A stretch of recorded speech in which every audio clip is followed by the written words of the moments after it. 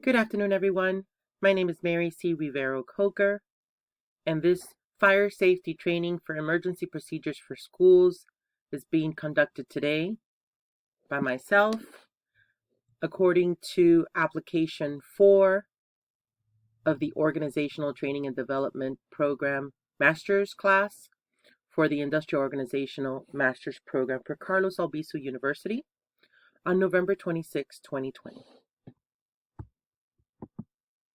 I will be your trainer today, and we're going to discuss and get educated on fire safety. This second slide of the presentation today focuses on what our priorities are. Your safety is our priority.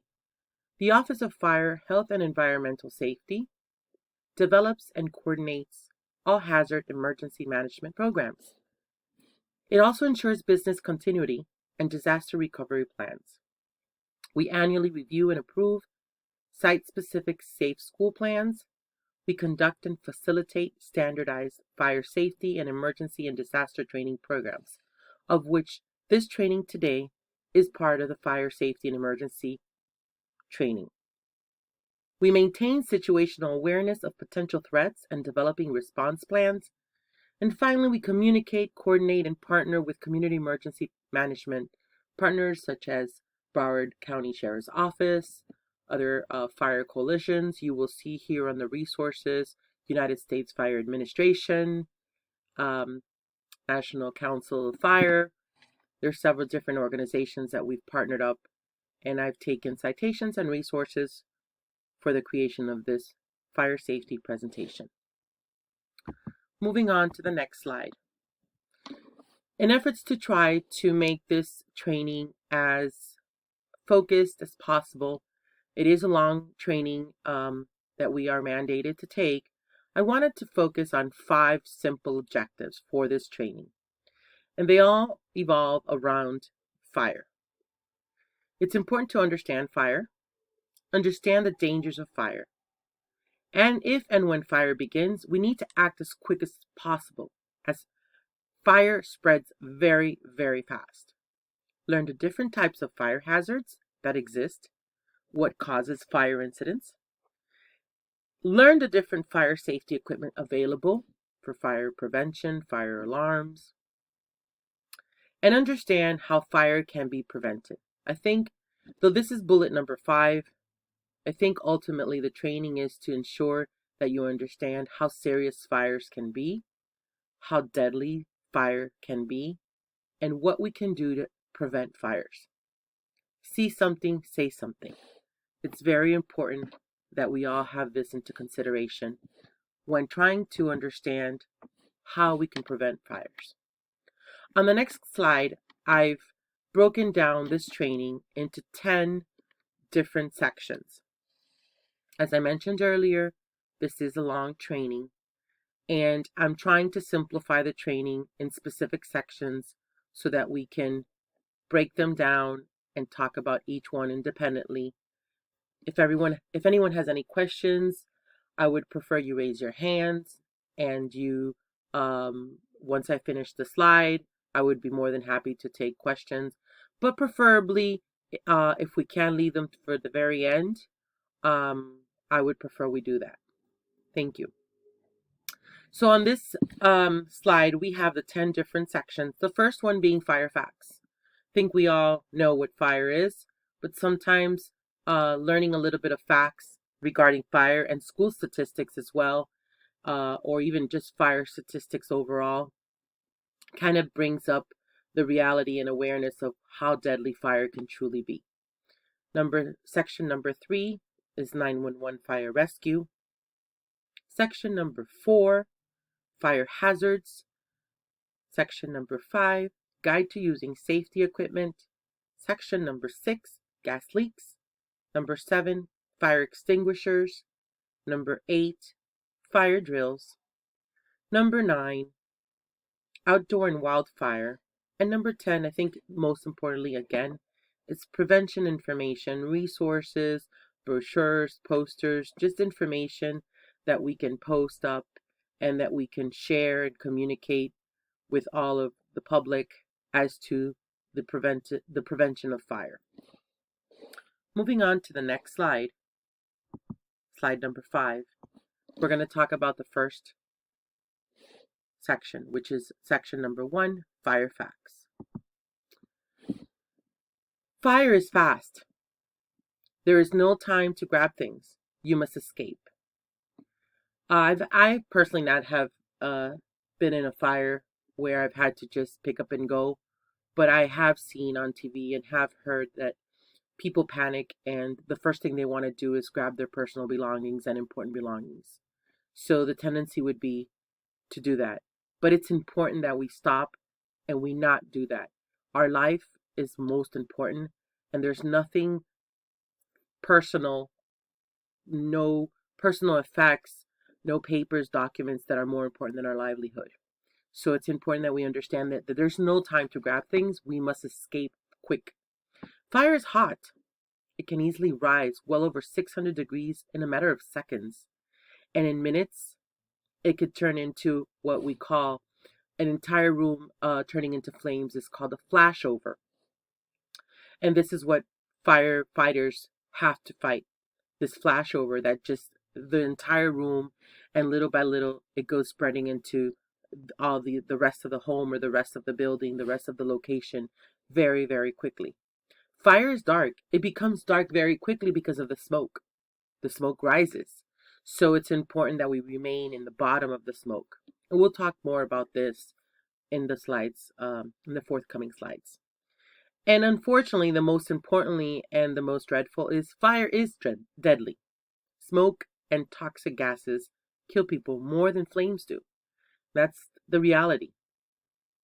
It's important that we know the facts so that we can be safer.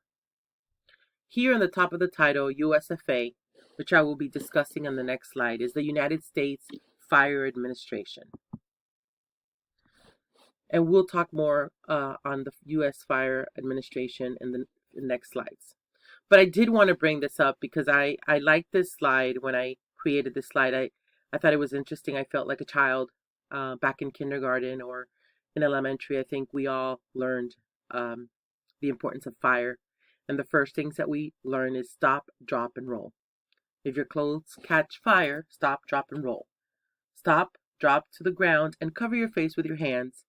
Roll over and over your back and forth. Roll over and over or back and forth until the fire is out. This interactive slide reminded me of when I learned these main basic instructions as to if you were exposed to fire. So it's important, again, know the facts so that you can be safer. As I mentioned in the previous slide, the United States Fire Administration develops and delivers fire prevention and safety education programs in partnership with other federal agencies, the fire and emergency response community, the media, and the safety interest groups. We also work with the public. They also work with the public and private groups to promote and improve fire prevention and life safety through research, testing, and evaluation. I was able to, in creating this presentation, I actually didn't even know that this fire administration existed.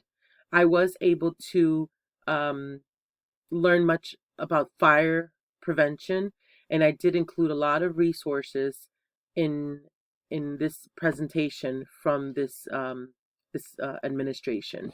And USFA is part of the FEMA governmental agency, and we'll discuss more of that in the next slides.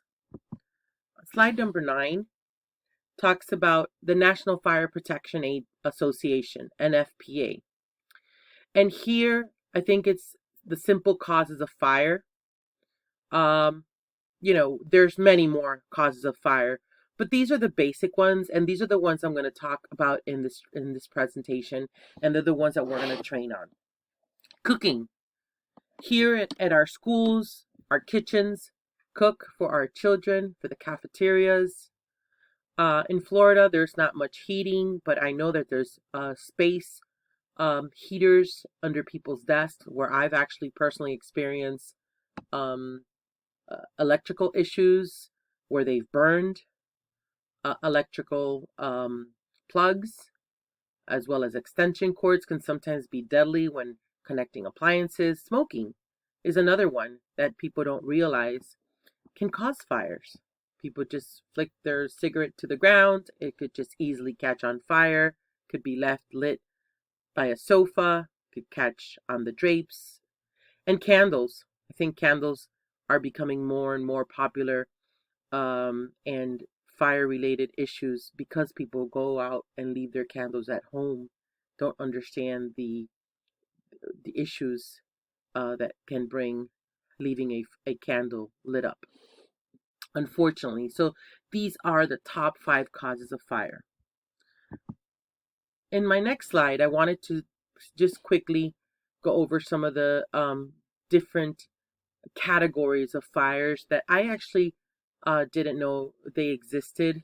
When you call a firefighter or in the fire academy, they concentrate much on um, these different types of categories, ratings, if you will. And you have, I'll start with the lowest: low, moderate; high, which is blue; very high, yellow; severe would be more of an orange; extreme is more of a color approaching red; and catastrophic is a code red. Here at schools, we always have code reds, and they're always referenced by the red color. So it's important that when we uh, are exposed to a fire, we can relate to that as being an emergency code red.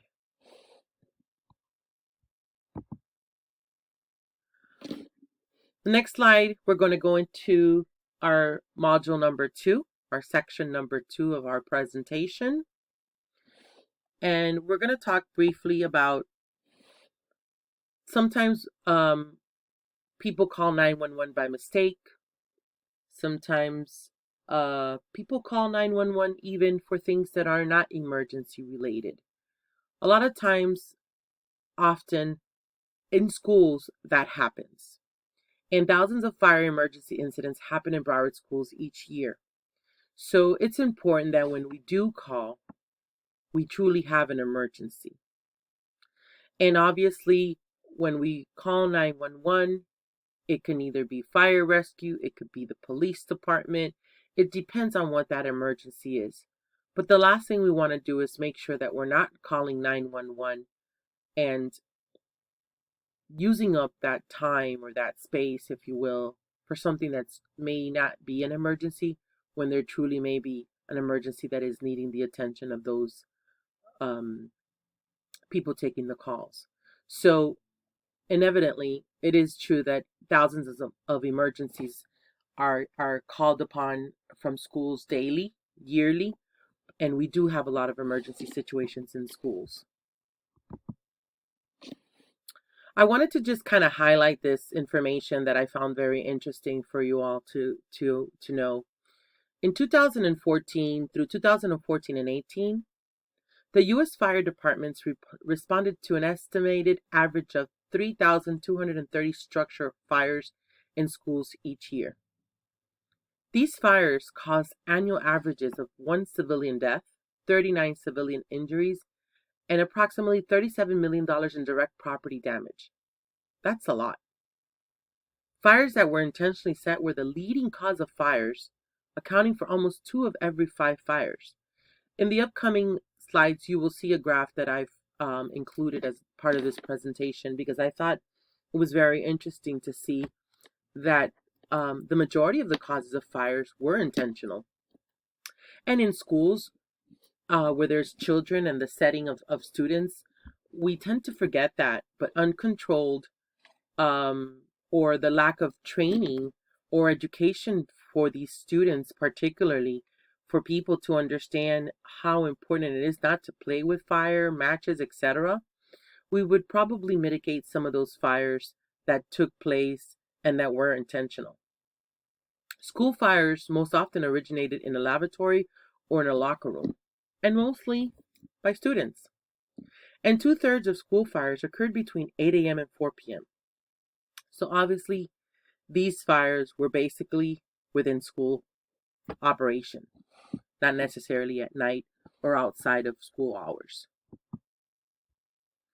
As I mentioned, here's the chart or the graph that I wanted to bring forward that I thought was very interesting. So I probably would have thought that the major cause in fires, particularly in schools, were cooking.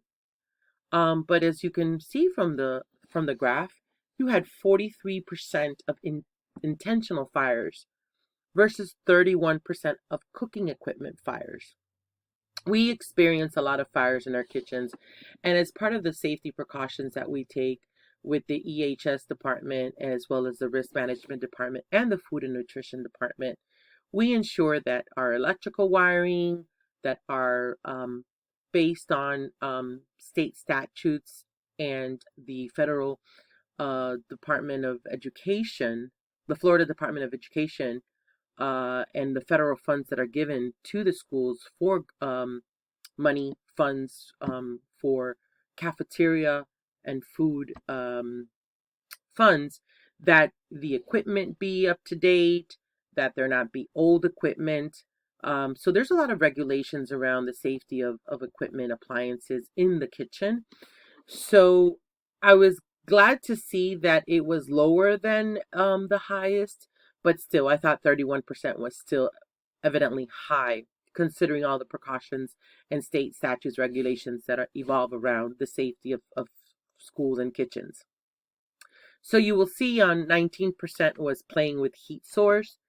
These are people that are playing with matches, leaving intentionally things on that can, even a microwave can somehow explode and cause a fire. And the least one was heating equipment. Fortunately, we live here in Florida, so we don't have to worry about heaters and other type of gas heating systems that may cause any type of complications as it relates to heating equipment. So I really enjoyed this slide. It was eye-opening for me to see the large amounts of destruction that's taken place on the schools' properties. The next slide, slide number 15, we're going to discuss briefly about 911 and fire rescue. In general, during a school year, 911 is called 1,100 times. So this is per school. As I discussed briefly, sometimes we call 911 for things that are outside of emergencies. And 1,100 times is significantly a lot. This particular 1,100 times were all fire related. So you can imagine that we may have called 911 a lot more than 1,100 times in one school year for one school. That's significant. What do you do when you call 911 or fire rescue? What to do when fire strikes in your school or kitchen and you have hundreds of students and staff in one central location and or eating in the cafeteria, right? One thing is not to say that one fire is less than another, but if, God forbid, I leave the stove on in my house and I'm alone, or I have children in my house and there's a fire, we have to escape. But what do you do when you have hundreds and hundreds of students, even thousands of people in a location? That could become very scary and people can get trapped. And there has been some serious deaths across different parts of the U.S. where I recall one where there were people in a nightclub, and there was a fire, and people got caught up. There wasn't enough fire exits. There was more than the amount of people that should have been there, and unfortunately, they died. So, what to do when fire strikes? Well, obviously you have to call 911, and that's what we normally do. I'm going to go on to slide number 18, which we call 911, and in a school setting, normally the most important person you have to reach out to a partner, depending on where you are, is the principal. Assistant principals, office manager, whomever's in charge, right? And you got to get the communication out. You got to get people to start evacuating. Notify the school administrator or their designee of the emergency and evacuate. Run. Get out.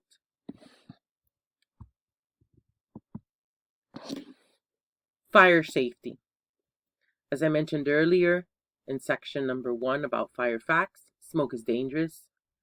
I think it's important to get low to avoid smoke. We'll talk a little bit more about that in the further slides. Tackle the fire if you're trained to do so, right? We will be, after this training, providing additional more specific training on those identified fire marshals of each zone for the schools. Under the school board members, they're going to have a group of task force, if you will, that are going to be trained. Something, a little bit more than this training that is specific to the fire academy and the fire marshals. Evacuate your place if the fire gets out of control. Don't stop to collect your personal belongings. I mentioned that. I know it's going to be hard. I could imagine myself, and I always think about what would happen if there was a fire. So I have a box under my bed that is always ready, that if I have to go, I have to run, I can just take it with me.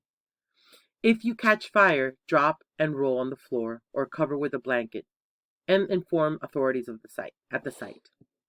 This is a little repetitive, but I just can't overstress how important it is to know these things, because when we panic, everything just goes away and we just go blind.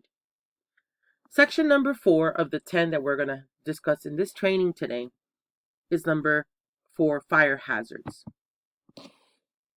I hope everyone is enjoying the training and you're understanding the importance of fire. Pay attention, everyone, as this presentation is only going to get more interesting, and you're going to have to take note because there will be a quiz at the end of the presentation. I think that woke up everyone. Thank you.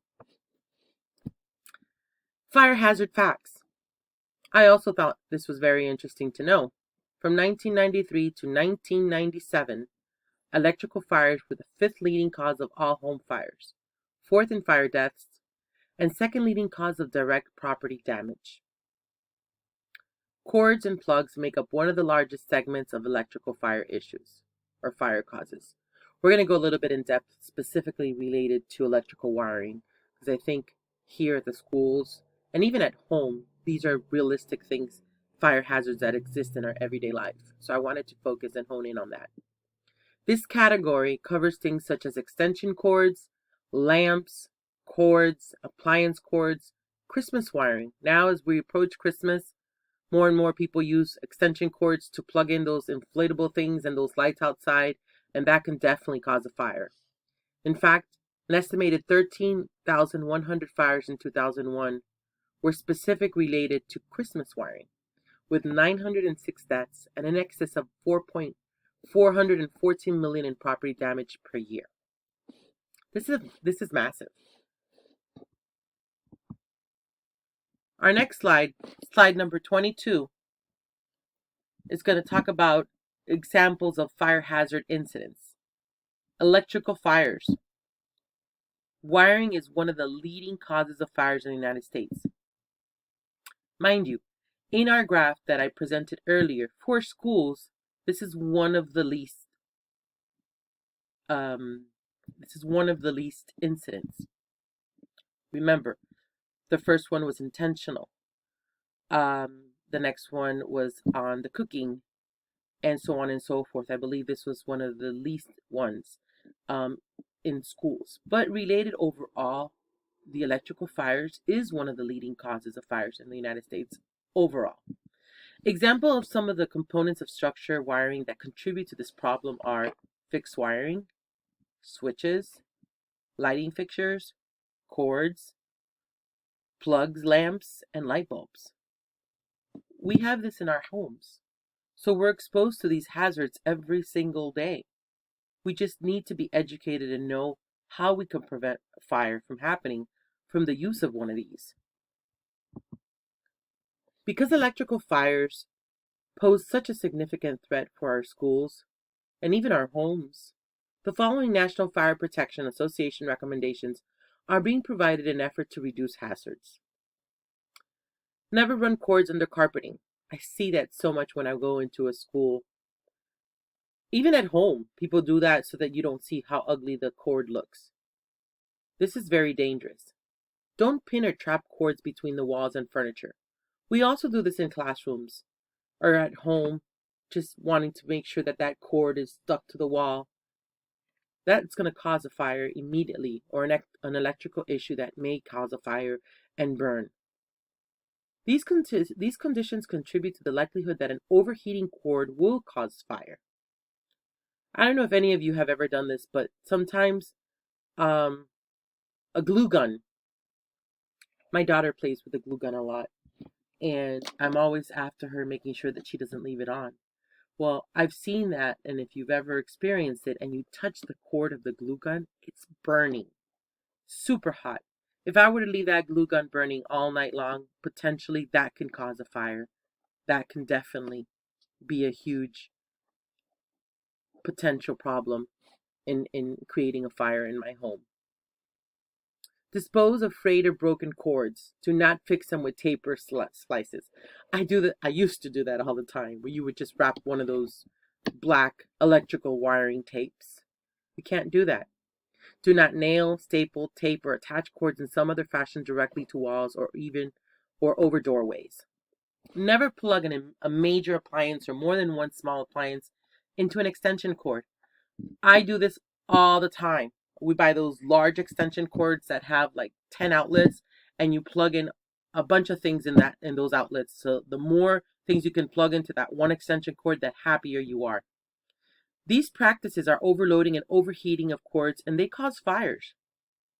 Extension cords are not designed as permanent wiring and or for long-term use. And I think this is a great point because we sometimes forget this.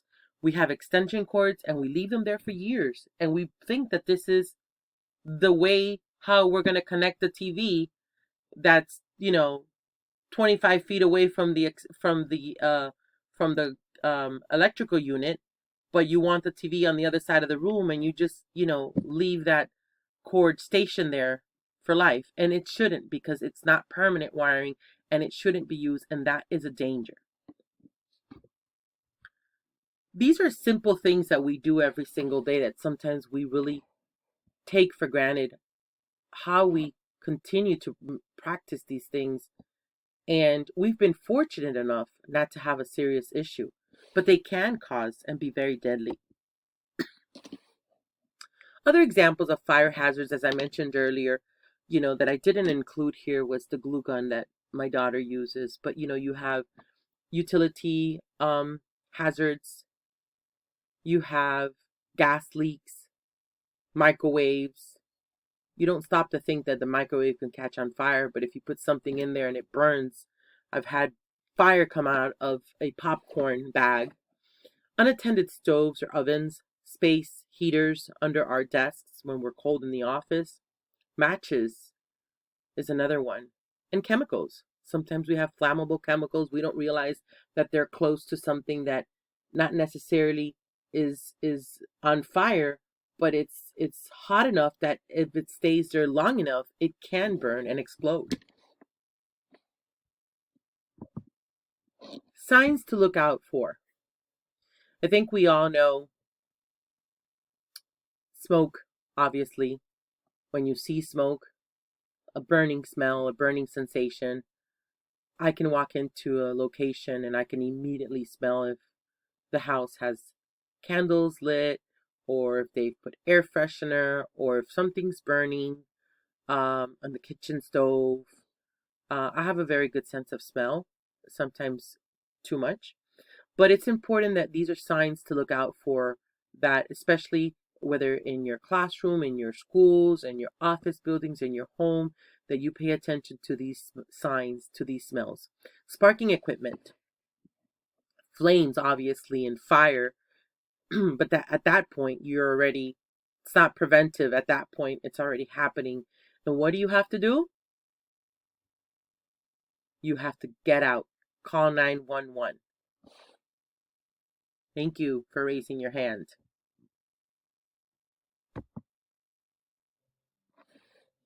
Child safety. I didn't go too much into child safety because I wanted to make this training more about the adult that is being educated here, the professional that needs to understand the importance. But, you know, us parents, us professionals, teachers, playing with matches is the number one cause of fire deaths for children, for youngsters. Whether they're playing in the backyard trying to light up a campfire with sticks, whether they're camping, whether they're just intrigued by the flame and just are playing with matches in their room or at school. It's important that I thought I highlight this because we all know the dangers of matches, but sometimes the kids can have the matches and we haven't realized that.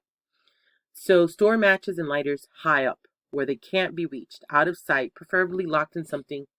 Ensure your children are properly educated on fire safety measures, including the stop, drop, and roll. I have adult children and a smaller child, and they all remember learning this in school. And, whether you're at home or whether you're in a location, a business setting, or a school, I think it's important that everyone knows that there's a clear escape plan for emergencies and where they have to exit. I know I may sound repetitive, but it's important that we all know exactly where those exit signs are. We all understand that we have to escape, that we can't just stop and try to pick up our belongings, because in a moment of panic, we all forget what to do. And it's normal. Number 5, section number 5, module number 5 of this training, it's going to go a little bit into safety equipment. I wanted to talk about not only safety equipment as it relates to preventive safety equipment, but also more on, like even how to use equipment when you're in an emergency situation. Guide to using safety equipment. So in this case, there are a series of different types of equipment that can help turn on, off equipment that can help mitigate further fire damage. Obviously, fire alarms are preventive. A hood suppression system, which some of you may or may not know what that is. That's for the kitchen, specific related to cafeterias or restaurants, or even if you may have this in your own home. Power switches, smoke detectors. Now there's even carbon monoxide detectors as I was researching for this presentation, and fire sprinklers. And I don't mean the ones outside in your home.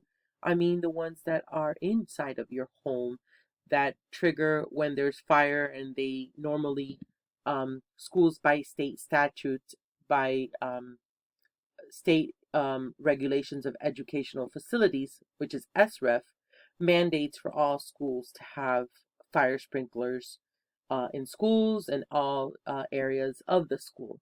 So that is an additional protection, both preventive and, God forbid, there is a fire, they should automatically turn on.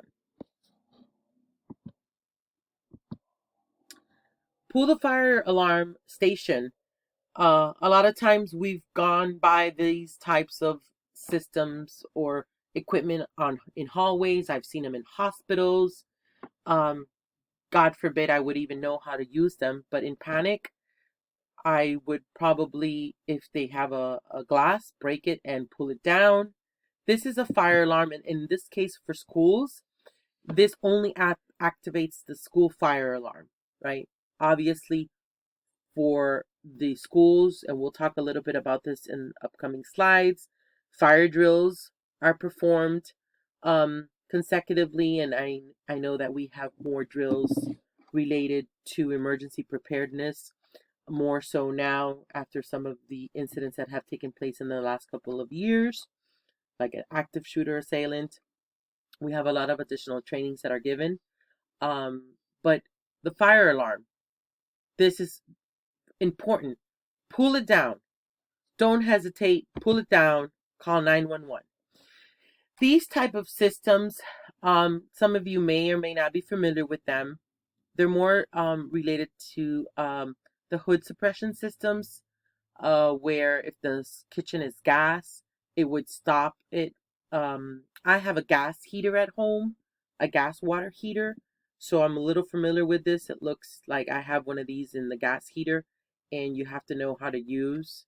There's additional instructions related to these types of equipment that can be provided. We normally hand those out, and you can work through the physical plant operation systems, and the custodians get additional training on how to use these, as well as the food and nutrition department, the the supervisors and managers of each school. But nonetheless, I think it's important that I brought it up here. And they're usually located remotely, by a hood or near an exit. So these are things that you should be able to know where they are and be able to um, pull them, as mentioned here. Know where it's located ahead of time.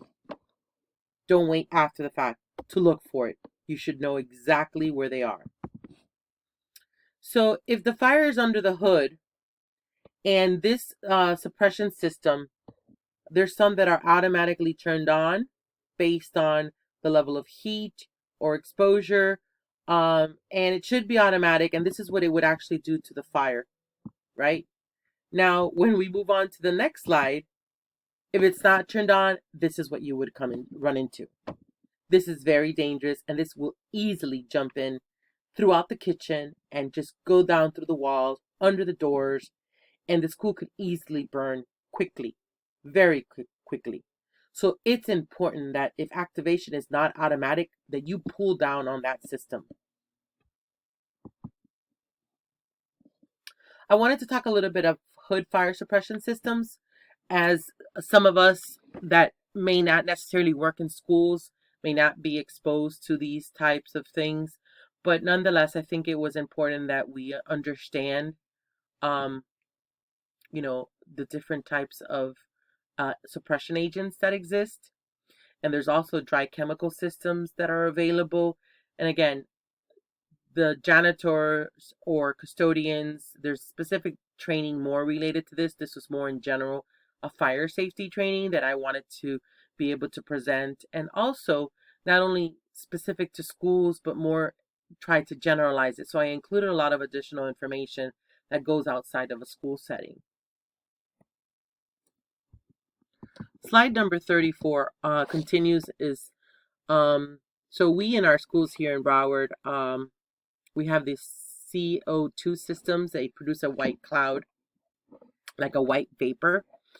And we don't have, Broward school systems are not flooding systems. In some of the newer schools, we have the newer UL 300 system, which is like a wet system that automatically wets everything in the cafeteria. And it's like with an EpiPen. If you use your EpiPen, you need to call 911 and go to the hospital. Well, this is if any fire suppression system is activated, even if you have the fire under control and you feel that everything is perfect, you still have to call 911. The fire department has to get in. It's so important. They have to do their things. It has to be reported.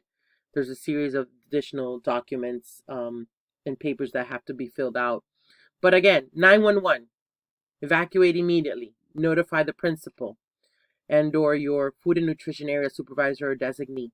And eventually we have to call in a work order with our physical plant operation system, because they may have to send over some teams to go ahead and clean and pick up. And, it has to be a little bit more than just having the janitors sweep up any of the residue, etc. There may have to be some professionals to be called in to pick up some of the additional residue, and everything has to be cleaned, because this is an area that has to be sterilized, etc. for the cooking of the children. The kitchen needs to have a lot of regulations that have to be followed from the health department. So a thorough cleaning of the kitchen must be completed once the emergency is over. And really, how extensive the cleaning depends on the type of extinguishing system that was used. And we'll learn more about those systems in the upcoming slides where I talk about fire extinguishers and the different types of fire extinguishers. Dry chemical is the most difficult to clean. So obviously we would have to send over people from our physical plant operations department and we may have to even hire a group of specific people to come in with those garments and all those gears to be able to clean afterwards. And as I mentioned, the health department must be called for an inspection before using the kitchen again. These inspections have to be up to date. Our kitchens are federally funded by the federal government as well as state funded. So if we don't have our kitchens up to par, especially after having reported a fire, funding may be eliminated, and this would be detrimental because we won't be able to provide food to some of those low-income families that we so much are able to support and help them for their children to learn and to be able to have healthy foods. Avoid clothes dryer fires. When I saw this this photo, it was interesting. I used to have a clothes dryer like that. For a minute there, I wasn't sure. It looked like an oven, but it is a clothes dryer fire. And I've experienced something very similar. Didn't get like that, but sometimes we don't realize the things that we put in, or even the things that are in the pockets of the pants or the clothes that we throw into these dryers. And they can definitely cause a fire. And again, super dangerous. This can just grab your comforter that you were washing, and it could just move quickly, and the house or the garage can go on fire. Again, you need to act quick. Clean the lint from the vent and from behind the dryer often. This can also cause to that effect. Be aware, fire can happen anywhere. Slide number 38, we're going to talk briefly about gas leaks. For us, we have a lot of systems, in the school, in the case of the transportation department, that have flammable liquids in our physical plant operations as well, under risk management and EHS department. So flammable gas requires immediate attention, and I would probably say more so professional immediate attention. Even in my own home that I have a gas heater, if I immediately smell gas, you're supposed to call that number and they come out like in seconds and minutes, because gas can also kill you, even if it doesn't turn into fire. So 911, call for help. They will know exactly who to call for specific gas leaks.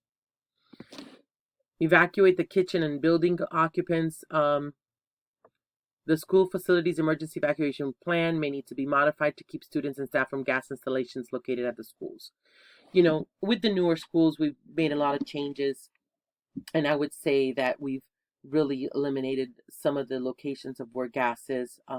There are some schools that still have these gas, and they're mandated because they might be next to a city, a county where their gas unit is located next to or close to one of our schools.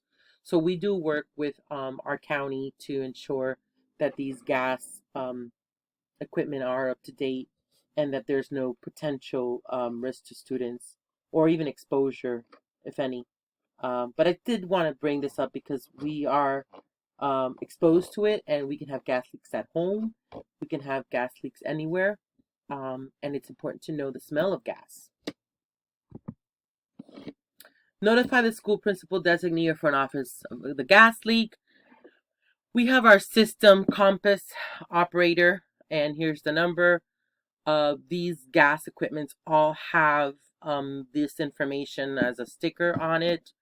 But again, you're not going to stop to look for the number.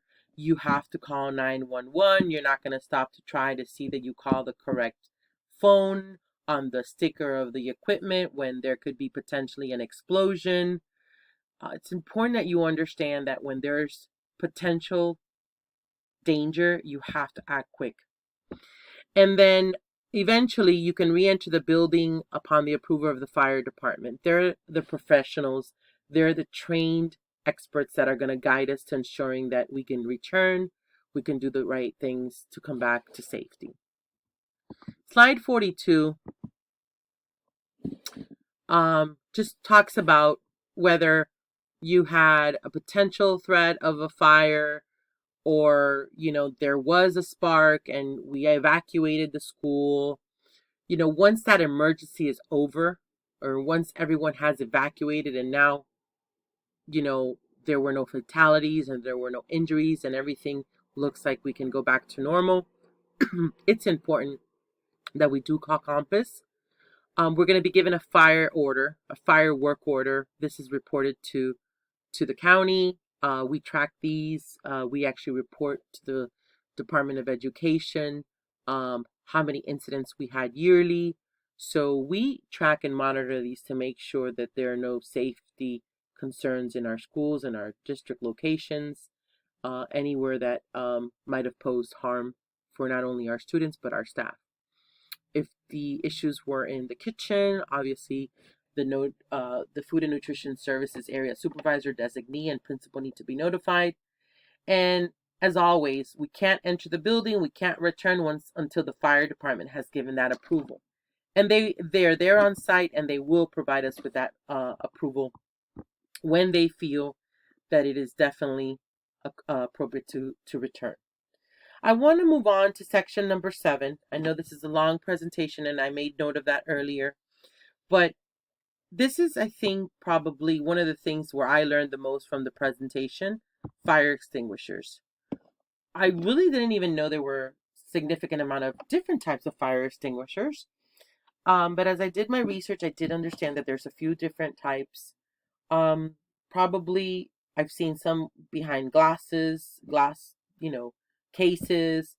And I stop and I walk by them. I say, I wonder if, God forbid, I'm in an emergency, how would I even use this?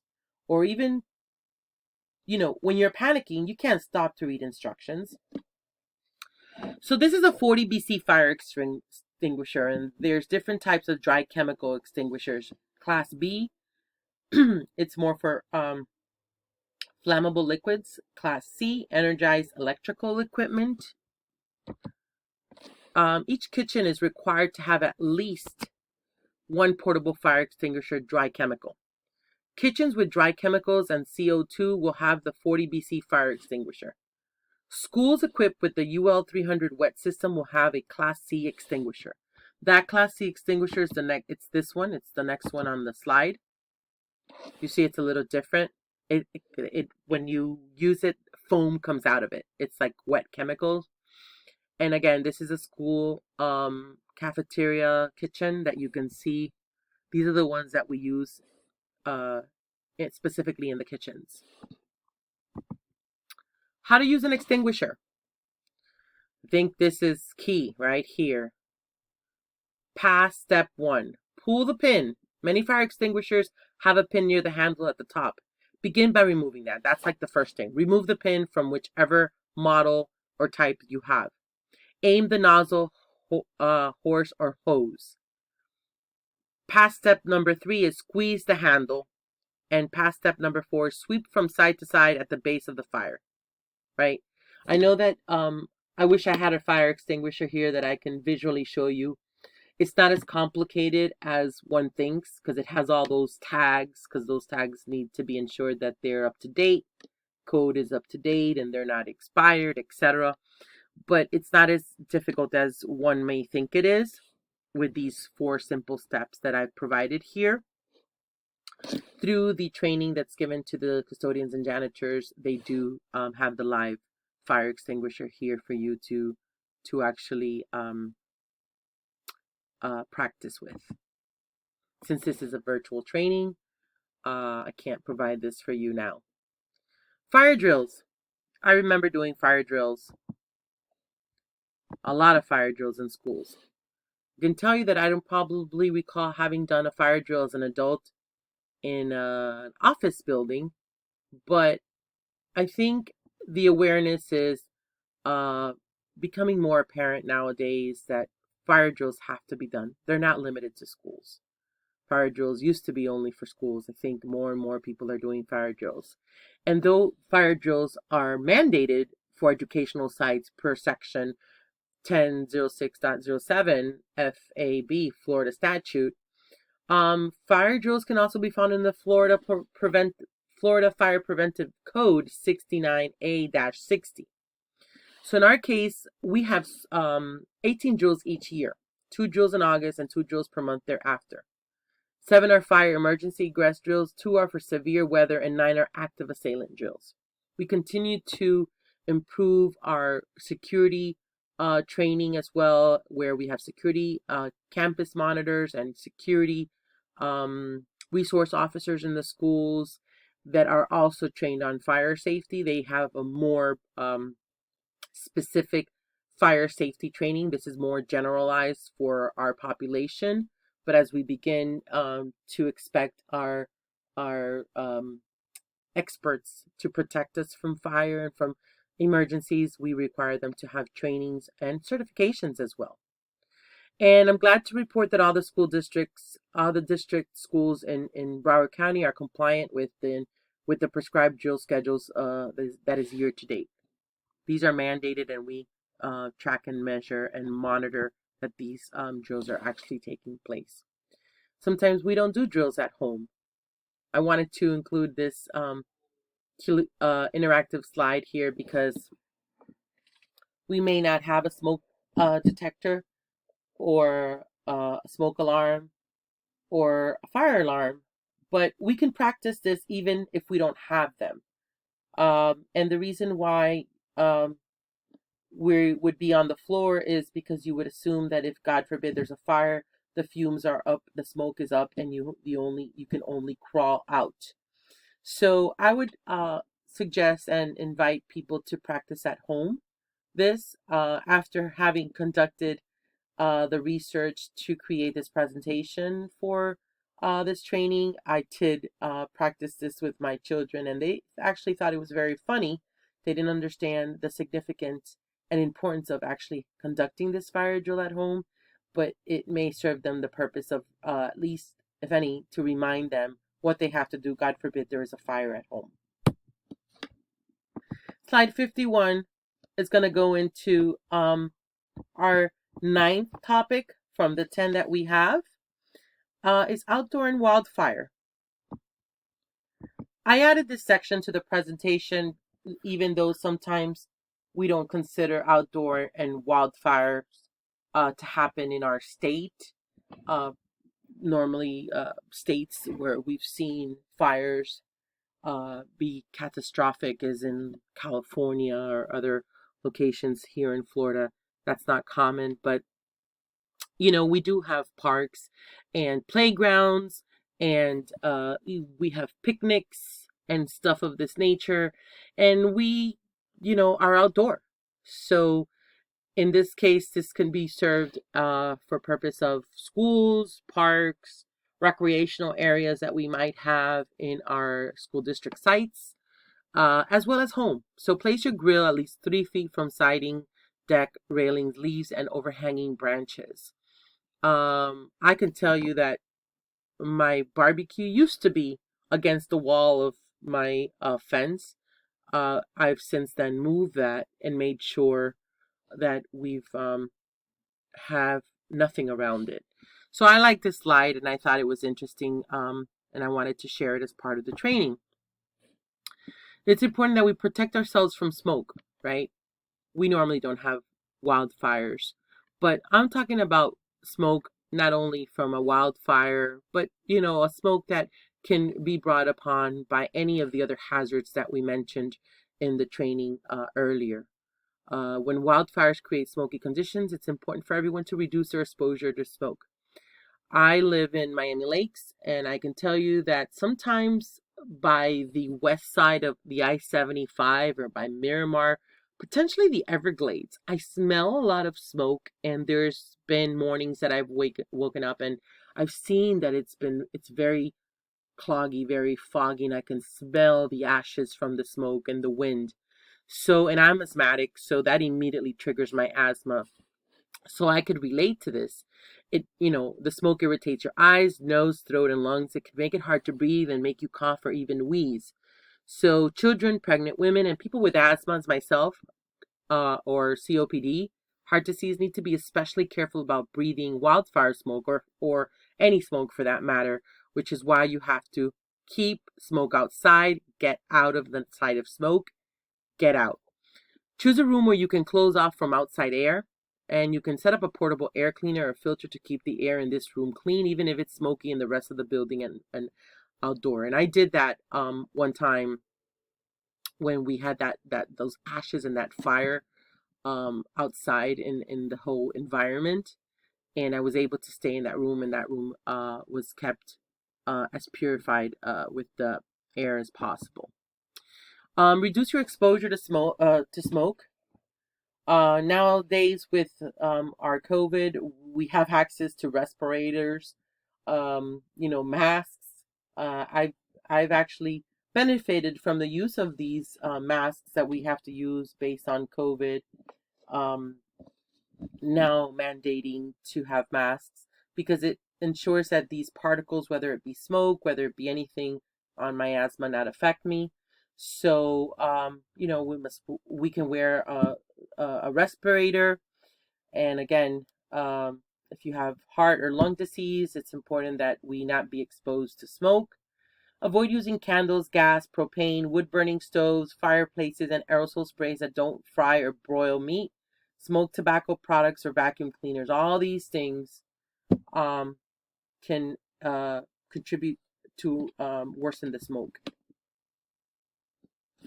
We normally have central air conditioning systems, so we're now in schools looking to change these filters that can help us ensure that these fine particles of smoke are not transmitted through our air conditioning systems. Pets and other animals can also be affected by fires or wildfire too. So it's important that we keep track of the fires, or in this case, be aware of power hazard lines. Fallen lines from FPNL can also cause an explosion fire that can then forth bring smoke. Um, Outdoor, as I was talking earlier, we normally, at least not in my household, have fire pits or wood piles but we do have a gas barbecue, and the propane tank needs to be 5 to 30 feet away from the home. These are just safety tips that I thought was important to highlight as part of this training, because we all know these things, but rarely do we do them. I can tell you from my personal experience, having researched this for the creation of this training, that I knew these things, but I don't really practice them. And I thought it would be important that I highlighted them, because you may remember, God forbid, you're in a situation, and you can refer always back to this presentation and training. Don't start a campfire or burn yard debris if there are high winds, drought, or high temperatures. Slide 58 talks about cigarettes. We talked earlier about the cigarettes. Don't throw cigarettes where they can easily catch fire, into bushes, plotted plants, or landscaping, peat moss, dried grasses, or mulch. Keep cigarettes, lighters, matches, and other smoking materials up high out of the reach of children in a locked cabinet. This goes for, there's state statute also where smoking is not permitted within school areas, but even district offices, it's still not permitted. So make sure that anything that you do related to smoking is far away from the school. Practice this at home as well, and quit smoking. And our last and final module section is preventive information. I wanted to just kind of bring to light some posters, brochures that you can post in the office, and who's our trained personnel. We also have a training on first aid personnel, as well as CPR, AED. We have an AED machine equipment also located next to the extinguisher. I think this is important to have, so when you do have to call 911 for fire, police, or rescue, you know exactly, and even the poison control. This number is very handy. Procedures. This I recommend this to be put in all of locations that is easily accessible to be read. 911 when in doubt. Fire safety checklist for the workplace. I thought this was interesting. Please place these in special locations. We will provide instructions on where to put them in your schools or locations. And if anything, it's important that we stop to notify emergencies. Sometimes we might think that things that we saw wasn't a necessary emergency, but if you walk by a power cord and you might smell that it's burning, stop and do something. Don't forget to notify the school administrator or their designee of any emergency or potential hazard or anything that might lead to an emergency. It's important. Please see something, say something. And I wanted to share with you. You can write these, take these down, take a picture of it. These are some of the resources and citations as to where I took the information for this presentation. The National Fire Protection Association, the NFPA, the United States Fire Administration, part of FEMA, our government, USFA, Safeopedia, National Safety Council, the NSC, OSHA, and the Red Cross Home Fire Safety. These were the ones that I used for this presentation. Again, there's a lot of information, education, training available online. There's a huge, vast fountain of information, specific related for schools as well. We'll be providing some of that additional information that you can take and print at your school and post. But I think this was the information that I thought would be best beneficial for this audience. I wanted to thank you all today for being patient, at least for not asking questions. I am going to leave the floor open for any questions, for any concerns, comments, feedback. As I mentioned earlier, there will be a brief quiz on this presentation. So I hope you were looking, listening, and learning to everything that was part of this presentation, because you will be tested. And I will be handing those out shortly.